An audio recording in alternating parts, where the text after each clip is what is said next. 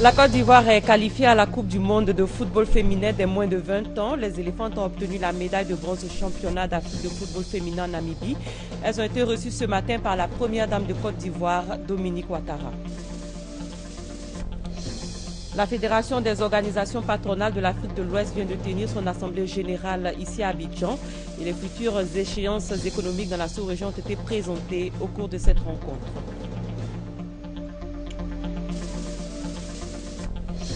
Une nouvelle stratégie nationale de politique migratoire pour la Côte d'Ivoire. Elle va permettre d'atténuer les effets néfastes des flux migratoires.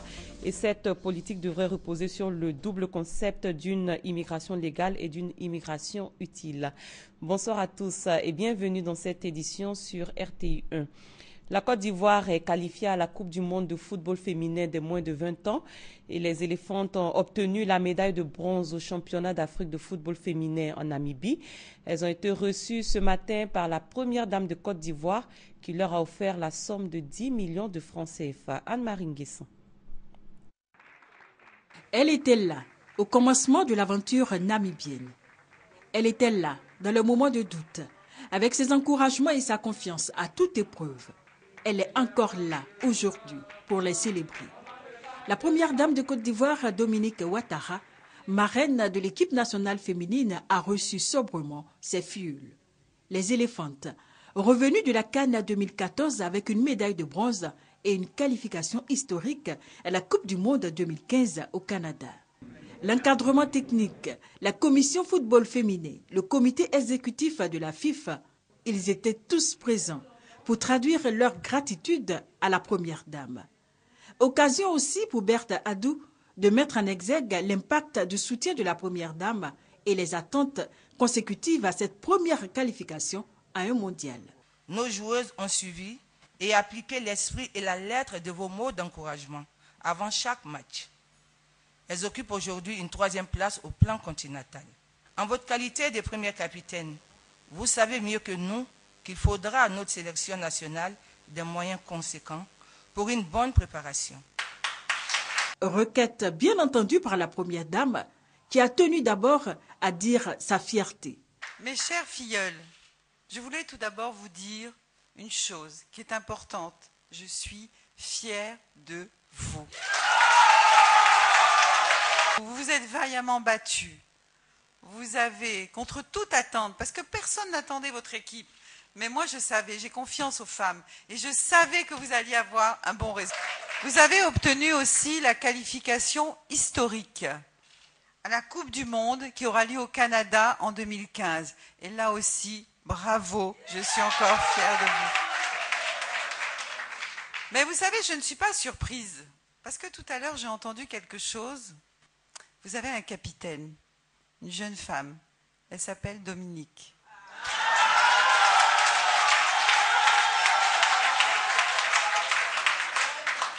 Et vous savez, les Dominiques savent ce qu'elle veut.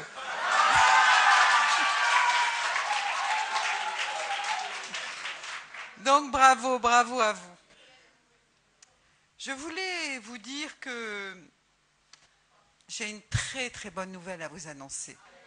Mon cher époux, votre papa, le président de la République, m'a dit hier soir qu'il va vous recevoir.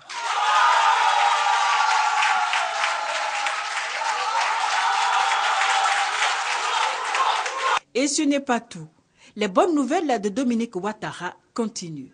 En attendant que vous voyez son Excellence, Monsieur le Président de la République, où il y aura certainement de gros lots, la première dame déjà ouvre le bal en vous offrant à ses filles, les joueuses, à somme de 7 millions de francs. Ces encadreurs qui bénéficient de la somme de 3 millions de francs. Face à tant d'égards, le comité exécutif de la Fédération ivoirienne de football a remis à la première dame son maillot de première capitaine. Pour sa part, le ministre des Sports, Alain Lobognon, après avoir rendu hommage à la première dame et aux éléphantes, a promis la somme de 25 millions de francs CFA comme budget de la Coupe nationale dames.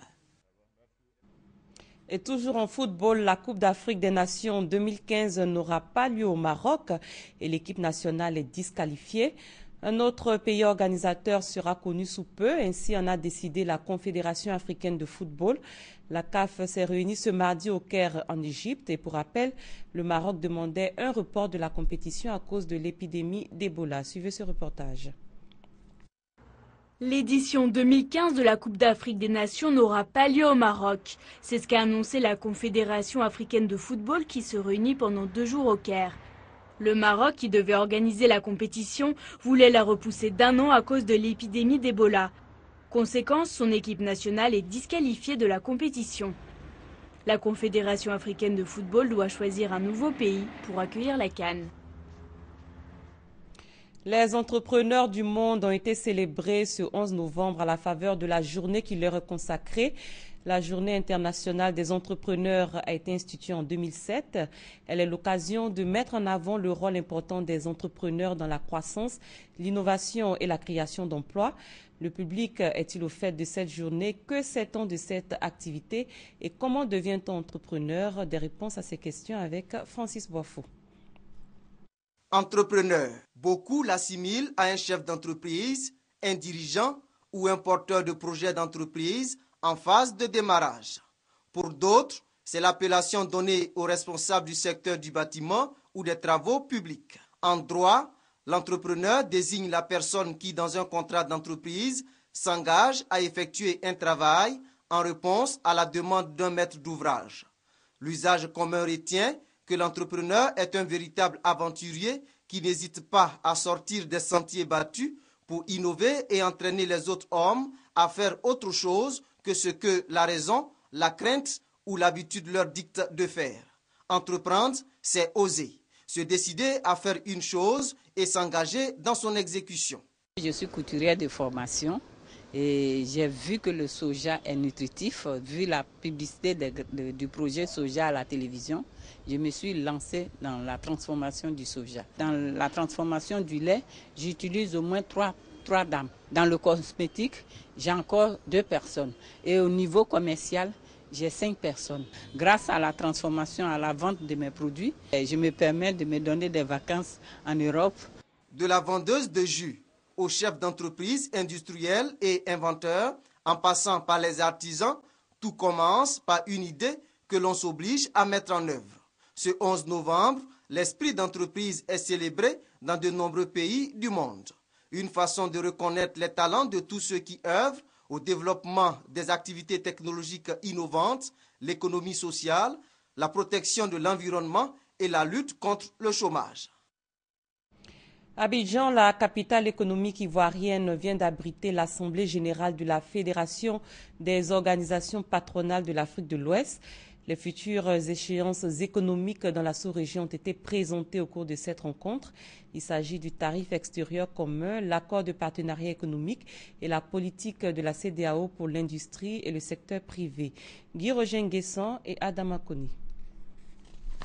Les entreprises privées de l'Afrique de l'Ouest, bientôt à l'épreuve de l'accord de partenariat économique avec l'Union européenne et du tarif extérieur commun de la CEDEAO. Une nouvelle ère de coopération commerciale et d'intégration régionale qui nécessite une bonne préparation. Nous avons demandé au commissaire de la CEDEAO de venir nous entretenir sur l'APE. Le commissaire va nous entretenir aussi sur ce qu'on appelle le TEC, le tarif extérieur commun. Et les règles qui ont été établies vont nous être communiquées par les commissaires de la CEDEAO. C'est très important pour nos entreprises et surtout pour nos industries en Côte d'Ivoire. À l'occasion de l'Assemblée générale ordinaire de la Fédération des organisations patronales de l'Afrique de l'Ouest, FOPAO, le ministre de l'Industrie et des Mines a indiqué que le véritable défi du secteur privé africain reste la compétitivité et la productivité. Je voudrais donc saisir cette occasion pour exhorter le secteur privé que vous représentez à travers vos organisations respectives à s'engager davantage dans la transformation de nos matières premières. Les États sont prêts, pour leur part, à vous soutenir dans ces activités qui ne peuvent qu'être bénéfiques pour toutes nos populations, les entreprises et nos pays. Du reste, L'Assemblée générale ordinaire de la FOPAO a passé en revue les activités de 2013 et dressé les perspectives face aux défis à relever. La Côte d'Ivoire dispose désormais d'une stratégie nationale de politique migratoire. Elle vise à atténuer les effets néfastes des flux migratoires et cette politique devrait reposer sur le double concept d'une immigration légale et d'une immigration utile à la fois aux migrants, assurés de trouver sur le sol ivoirien des conditions d'accueil facilitant son intégration économique et sociale. Et c'est ce que nous dit Hamza Diaby. Aujourd'hui, on estime à 200 millions le nombre de migrants dans le monde. Parmi eux, des hommes et des femmes en quête d'un avenir meilleur qui n'hésitent pas à tout quitter pour un départ en terre inconnue. La migration a donc atteint une dimension globale. Aucun pays n'y échappe, même les plus isolés. Elle est le corollaire des échanges et de l'ouverture qui caractérisent la société actuelle et répond aux besoins de main-d'œuvre, d'apport d'investissement, les connaissances et le transfert de technologies indispensables au développement des hommes et des États. Le processus a connu au cours des dernières décennies une forte accélération liée entre autres à la mondialisation de l'économie. Cependant, elle n'est pas sans conséquences. La Côte d'Ivoire, qui n'échappe pas au phénomène, prend ses dispositions. S'il est certain qu'une immigration ordonnée peut être considérée comme un facteur positif de développement des pays d'origine et des destinations des migrants, il est aussi évident qu'une migration non régulée peut être la source de conséquences néfastes en termes de coûts sociaux, financiers et politiques pour les migrants eux-mêmes, mais aussi pour les pays d'accueil. La réflexion au niveau interministériel devra aboutir à l'élaboration du projet de stratégie gouvernementale en matière de politique migratoire. Ce séminaire, qui va durer 3 jours, vise donc à renforcer à tous les niveaux la coordination et l'efficacité de l'action gouvernementale. Une conférence sur le renforcement de la participation des femmes au Parlement ivoirien a débuté ce matin dans les locaux de l'Assemblée nationale. Pendant 2 jours, des experts et d'autres participants vont réfléchir à la mise en œuvre de mécanismes visant à accroître le nombre de femmes à l'hémicycle. Cette rencontre est une initiative du caucus des femmes parlementaires de Côte d'Ivoire en partenariat avec l'Union interparlementaire. Sur les 253 députés que compte le Parlement ivoirien, seuls 24 sont des femmes. Dès sa prise de fonction à la tête de l'hémicycle, le président Guillaume Soro a fait de la question du genre une priorité. Dans cette lancée, il a mis sur pied le caucus des femmes parlementaires de Côte d'Ivoire pour une meilleure représentation des femmes à l'Assemblée nationale. Le renforcement de la participation des femmes au Parlement est le but de la rencontre de 2 jours initiée ce mardi par le caucus des femmes parlementaires de Côte d'Ivoire avec l'appui de l'Union interparlementaire. Il y a aujourd'hui au niveau global dans les parlements 21,8% de femmes. Donc la Côte d'Ivoire avec les 9% est un petit peu loin de cette moyenne mondiale. La vice-présidente du Parlement et également présidente du caucus des femmes parlementaires de Côte d'Ivoire a situé les enjeux et les défis liés à ce conclave. Renforcer l'implication parlementaire dans la promotion de la femme ivoirienne. Encourager sa participation à la sphère décisionnelle. Tels sont les enjeux, tels sont les défis. La ministre de la Solidarité, de la Famille, de la Femme et de l'Enfant, Anne-Désirée Ouloto, a pour sa part appelé à une synergie d'action en vue d'accroître le nombre de femmes au poste de décision, tant au Parlement que dans d'autres instances. Je fonde beaucoup d'espoir dans la synergie d'action entre les parlementaires, le gouvernement, les acteurs politiques et les organisations de la société civile, afin de réduire considérablement les écarts entre les hommes et les femmes dans notre pays. La rencontre devrait déboucher sur l'élaboration de mécanismes devant permettre d'augmenter le nombre de femmes au sein de l'hémicycle pour à terme atteindre une parité homme-femme dans cette institution. Les habitants de la commune de Makori ont été sensibilisés aux pratiques familiales. La campagne est menée par le ministère de la Santé et de la lutte contre le sida et cette 3e édition a pour but de favoriser la bonne santé de la mère et de l'enfant ainsi que la prise en charge gratuite des adolescents et des femmes enceintes.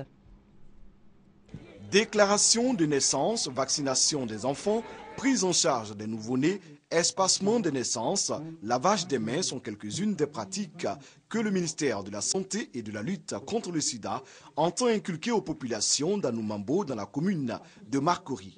La 3e édition des journées de sensibilisation des populations aux pratiques familiales concerne les enfants de 0 à 5 ans, les adolescents, les femmes enceintes et les mères. Cette frange de la population bénéficiera gratuitement d'une prise en charge sanitaire afin de réduire le taux de mortalité chez la femme et l'enfant. Ces journées rentrent dans le cadre de la lutte contre la mortalité et la morbidité des femmes et des enfants.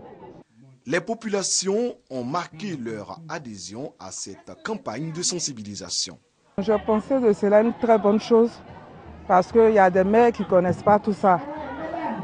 Et ça nous a beaucoup sensibilisés parce qu'au niveau du VIH-Sida aussi, au niveau de la grossesse et puis au niveau des enfants et de l'allaitement maternel. Personnellement, je ne savais pas que quand on tombe enceinte, dès qu'on a des règles coupées, on devait aller à l'hôpital, tout ça. Là. Pour moi, c'était 3 mois. Tu restes à la maison, quand tu sais que tu es arrivé à 3 mois, tu vas à l'hôpital. Ces journées de sensibilisation des populations aux pratiques familiales visent également à favoriser l'éligibilité de la Côte d'Ivoire au Millennium Challenge Corporation. Nous avons de très bons résultats. Nous avons quand même 10 indicateurs sur 20, ce qui nous rend éligibles de facto au niveau du MCC. Ces activités de proximité auront lieu dans 10 districts sanitaires. La première étape concerne les districts sanitaires de Treichville et de Marcory. Agamé, Plateau, Yopougon et Dabou suivront dans les prochains jours. Intéressons-nous à présent au dialogue entre le pouvoir et l'opposition. Le ministre d'État, ministre de l'Intérieur et de la Sécurité, Ahmed Bakayoko, a reçu une délégation du Front populaire ivoirien. On fait le point de ces échanges avec Hamza Diaby. L'alliance des forces démocratiques revient-elle à la CEI? En tout cas, on pourrait l'espérer. Sur l'initiative du ministère d'État, ministère de l'Intérieur et de la Sécurité, une délégation de cette force politique était ce mardi soir chez Ahmed Bakayoko pour le rassurer quant à la volonté de ses membres de jouer pleinement leur rôle dans le jeu démocratique en Côte d'Ivoire. Nous avons avancé. Je crois pouvoir dire que nous avons fait savoir au ministre que nous n'étions pas ni des irréductibles, ni des va-t-en-guerre. Nous voulons rentrer et continuer à participer au jeu politique. Nous ne voulons pas entraver le processus électoral. Nous voulons jouer notre partition, mais bien entendu, nous ne voulons pas non plus être simplement au niveau de la CEI, des faire-valoir ou occuper des strapontins. Je pense que nous avons reçu des réponses qui nous ont rassurés. Donc je peux vous affirmer que d'ici quelques jours, vous aurez la position officielle de l'Alliance. Une rencontre que l'on pourrait qualifier de fructueuse, qui présage d'un retour probable de l'Alliance des forces démocratiques au sein de la Commission électorale indépendante. L'UPCI, l'Union pour la Côte d'Ivoire, vient d'effectuer sa rentrée politique à Yamoussoukro. L'événement a eu lieu à la Fondation Félix Houphouët-Boigny pour la recherche de la paix. Les coordinations de la région du Bélier et du district autonome de Yamoussoukro ont été investies. L'UPCI a profité de l'occasion pour affirmer son soutien à la candidature unique du président Alassane Ouattara au sein du RHDP à la présidentielle d'octobre 2015. L'Union pour la Côte d'Ivoire, UPCI, ambitionne d'être un parti qui compte sur l'échiquier politique national. Pour ce faire, la direction politique nationale du parti met en place des représentations. À Yamoussoukro, les coordinations de la région du Bélier et du district autonome ont été investies. Plus de 50 militants représentant les coordinations de l'UPCI de Didiévi, Thiébissou, Toumoudi et de Yamoussoukro ont eu officiellement la caution du président de l'UPCI, Nyamiankona. Le président de l'UPCI a mis en mission ses militants pour la réussite de l'implantation définitive de leur parti dans les localités du pays. Pour la présidentielle d'octobre 2015, l'UPCI décide de soutenir la candidature du président Alassane Ouattara. La politique, comme le disait le père de la nation, c'est la saine appréciation des réalités. Notre appréciation nous impose de laisser celui qui est là continuer l'œuvre qu'il a entreprise pour stabiliser la Côte d'Ivoire dans la paix. Et si on arrive dans ce contexte à sortir la gestion des affaires publiques, toute la corruption, Inch'Allah, on peut avoir 20%. La cérémonie d'investiture des coordinations de la région du Bélier et du district de Yamoussoukro a été précédée d'une rencontre du directoire de l'Union pour la Côte d'Ivoire afin d'annoncer la rentrée politique du parti. L'appel de Daokro est au cœur d'une tournée d'explications initiée depuis quelques semaines par le Rassemblement des Républicains. À Grand Laou, l'un des cadres du RDR, Cissé Bakongo, a rencontré les militants du parti. Le compte rendu d'Abou Sanougou. Cissé Ibrahim Bakongo à la rencontre des militants de base du Rassemblement des Républicains à Grand Laou. Objectif, leur expliquer les enjeux de l'appel de Daoukro et les nouvelles dispositions d'esprit à avoir. Devant des militants venus en masse à la place publique, l'émissaire du Rassemblement des Républicains à la tête d'une forte délégation a salué le président du PDCI, Henri Konan Bédié, pour sa sagesse et sa vision.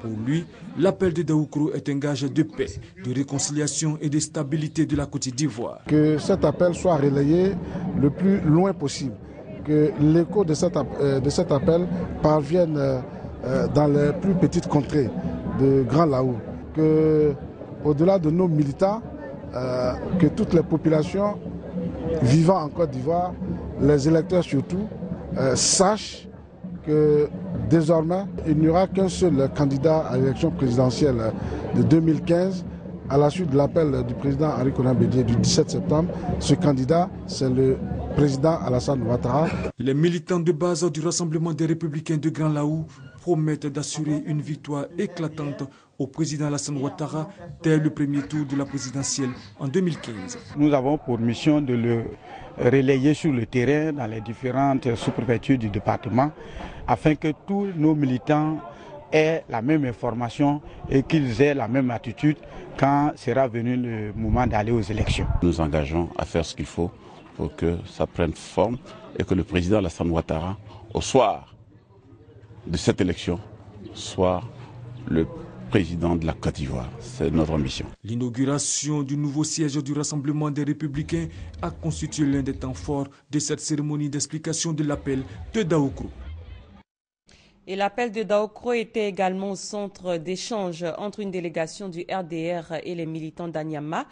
Le chef de la délégation, la ministre Kandia Camara, a invité les militants et sympathisants du Rassemblement des Républicains à s'approprier l'appel du président du PDCI RDA, Henri Konan Bédié, à soutenir la candidature unique du président Alassane Ouattara au sein du RHDP en 2015. Léon Brou. Adhésion totale d'Anyama à l'appel de Daoukro, réaction des militants et sympathisants du RDR, le Rassemblement des Républicains de la cité de la Koula, face à la direction de leur parti, venu les entretenir sur la candidature unique du président Alassane Ouattara à l'élection présidentielle de 2015, décidée par le président du PDCI RDA pour le compte du RHDP. C'est que l'émissaire du RDR n'a pas eu maille à partir pour expliquer la vision de Aimé Henri Konan Bédié à travers son appel. Le président Henri Konan Bédié, qui a vu l'excellent travail accompli par son jeune frère, son excellent Alassane Ouattara, je dis mais est-ce qu'on change l'équipe pour gagner? Avec le président Alassane Ouattara, la Côte d'Ivoire est en train de se développer. Avec le président Alassane Ouattara, les conditions de vie des Ivoiriens s'améliorent. Avec le président Alassane Ouattara, il y a la paix, il y a la réconciliation.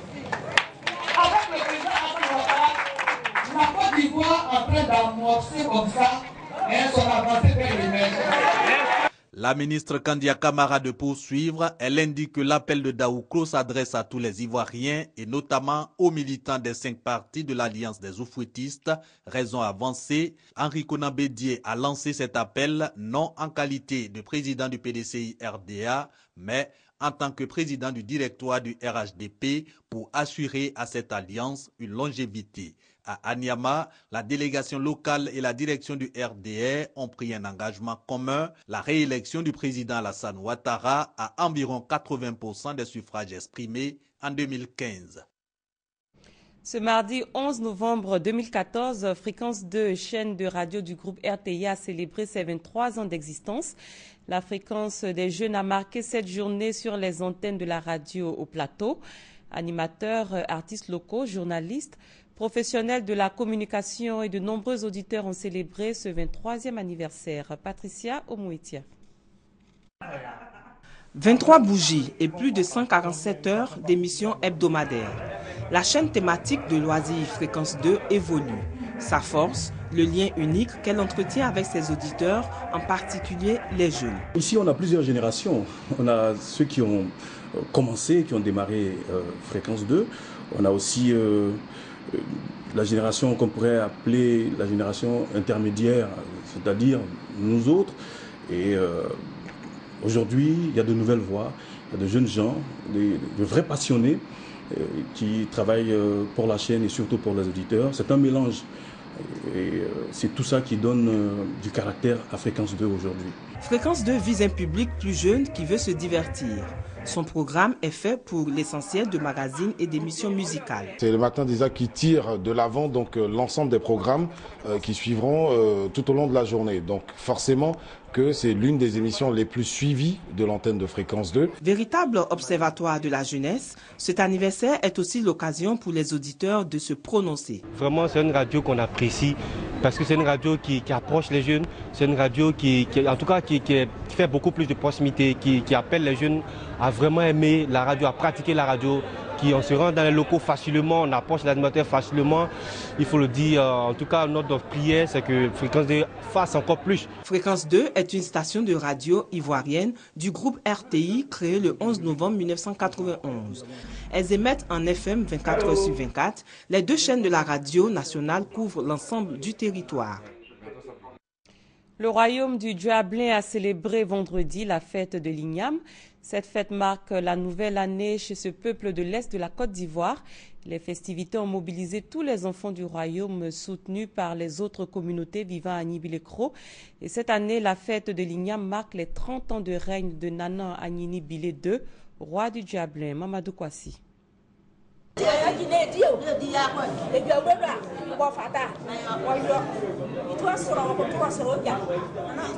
Une communion avec les esprits et une offrande pour bénir la nouvelle année et surtout assurer la protection du royaume. Rituel accompli, c'est la joie chez le peuple Agni Djuablin.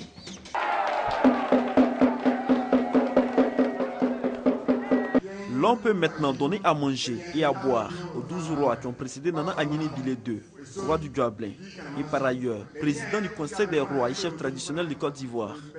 Nous sommes à la célébration de la fête de l'Igname, marquant la nouvelle année chez les Agni Djuablin, peuple de l'Est de la Côte d'Ivoire. Nana Agnini Bilé II et sa population remercient les man pour la moisson abondante.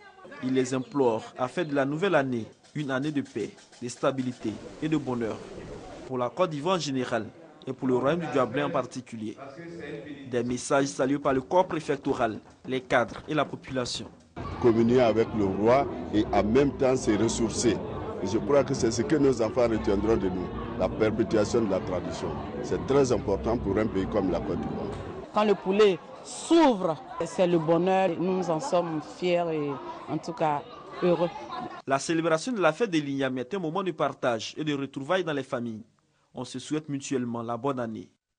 Que la paix règne, que les gens aient la santé pour que le développement que, grâce au président de la République, nous avons amorcé dans la région se poursuive pour le bonheur de nos populations. L'année prochaine, tout le monde se retrouve comme on s'est retrouvé cette année en bonne santé et que le roi aussi dure longtemps avec nous, qu'il soit toujours en bonne santé. Cette année, la fête de l'Igname marque les 30 ans de règne de Nana Agnini Bilé II à la tête du royaume du Djuablin. Des festivités célébrées à la fois à l'église catholique et la grande mosquée d'Agni Bilé-Cro pour symboliser l'appartenance de tous les fils et filles à leur culture et l'union autour de leur roi. Après la cour royale, les autres cantons du royaume du Djuablin prendront la relève dans la célébration de la fête de l'Igname. Et c'est la fin de cette édition. Merci de l'avoir suivi. Très bonne suite de programme sur RTI 1.